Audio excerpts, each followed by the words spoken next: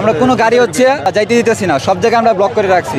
এখানে হচ্ছে একটা গাড়ি আমরা যথারীতি আমাদের আন্দোলনের অংশ হিসেবে এই গাড়িটা আমরা ব্লক করেছিলাম। ব্লক করার ফলে আমাদের কয়েকজন সহকর্মী ছিল এখানে, আমাদের সহযোদ্ধা ছিল। তো উনি হচ্ছে গাড়ি থেকে নামা ওনার হচ্ছে আর্মস নাকি আছে, পিছনে যাওয়ার কথা বলছিল, তখন হচ্ছে উনি আর্মস বের করে আমাদের থ্রেট দিছিল। আমরা এই কারণে গাড়িটা আটকেছি।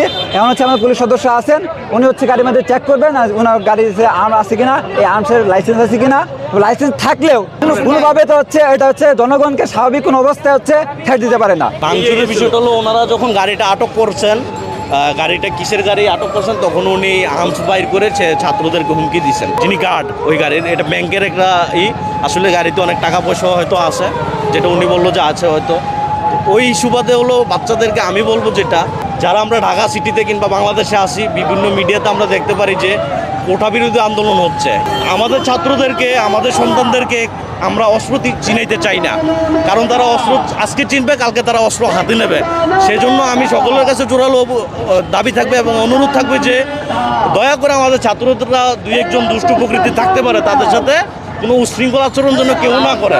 এটা একদম অফিসিয়ালি ডিজাইন করো, তারপরেও তোমরা যেহেতু মানে এটাতে এক্সাইটেড ফিল করতেছো, এই আপনি ঠিক আছেন, এটি একটা সিকিউরিটি কাজ চাকরি করে ব্যাংকে, ঠিক আছে?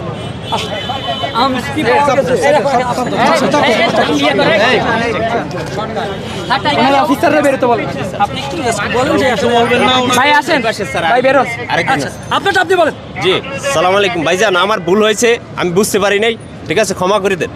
Thank you, thank you. আমি কোনো পুলিশ না, আমাদের ছাত্ররা জি জি অস্ত্র চিনাইতে চাই না, আমরা এটা কখনো করবো না।